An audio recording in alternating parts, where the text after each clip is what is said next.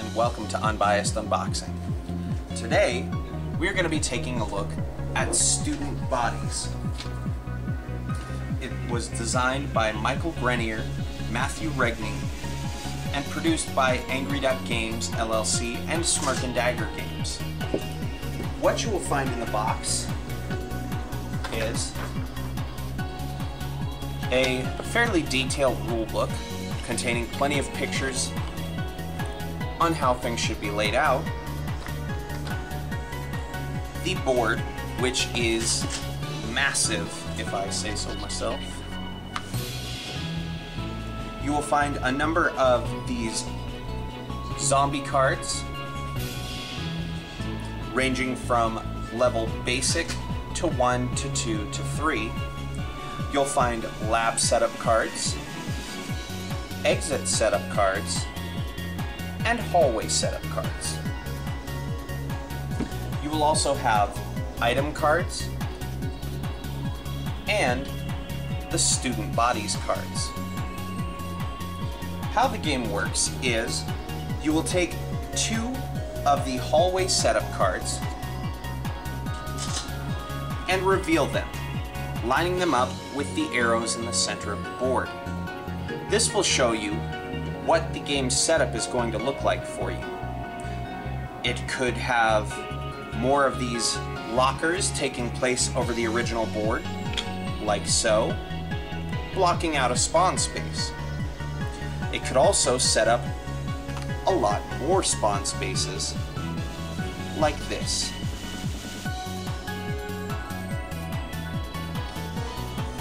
You would also know where to place obstacles or debris, like these,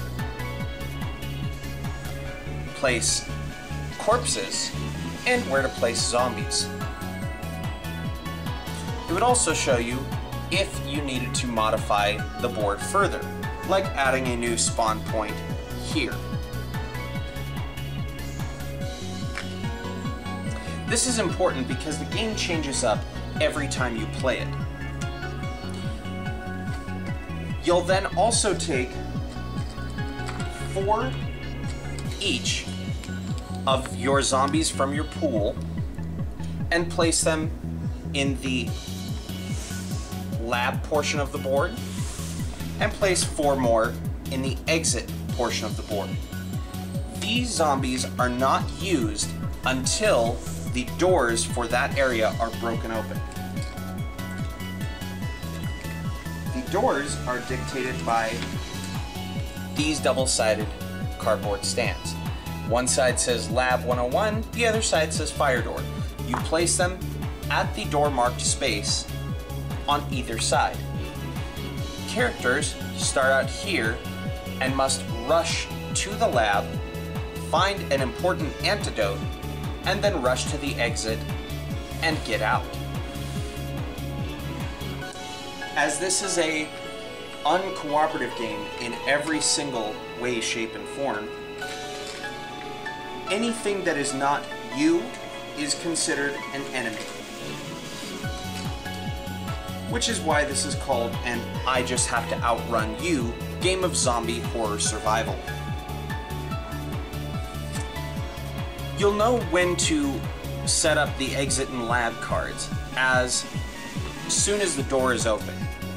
You will flip over the respective card and set it up accordingly, laying out a number of antidote tokens equal to the number of players, and then a number of other antidote tokens which could have similar different effects, like knocking down a player, giving them extra health, making them lose health, making them discard their hand of cards, or giving them extra stamina per turn.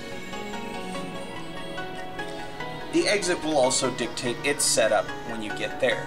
Very often these cards will have a lot of zombies in them, so it's going to be especially tricky to get through. Now let's meet our heroes.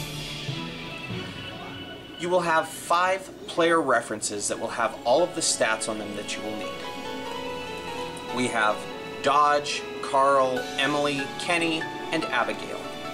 They each start with 5 health.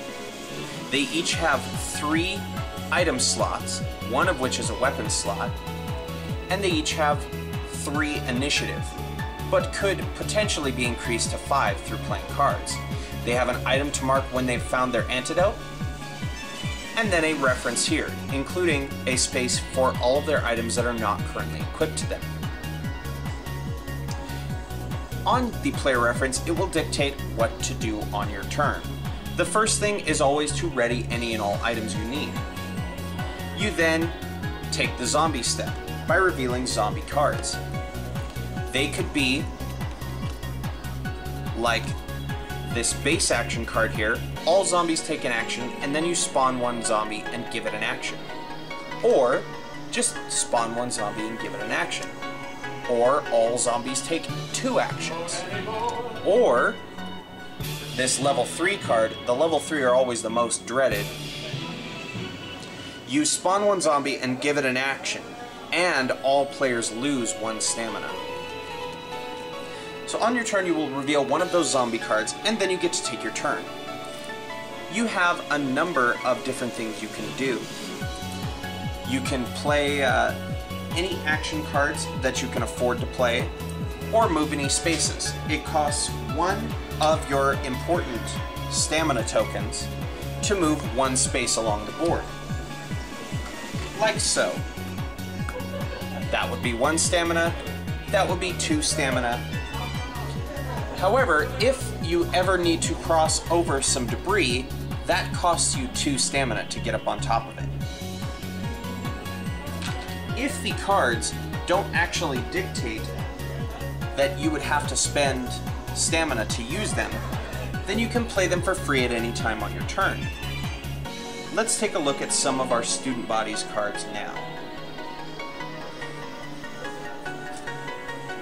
They have various actions like spend 1 stamina to bash an adjacent enemy, or spend 1 stamina to rush 2 spaces.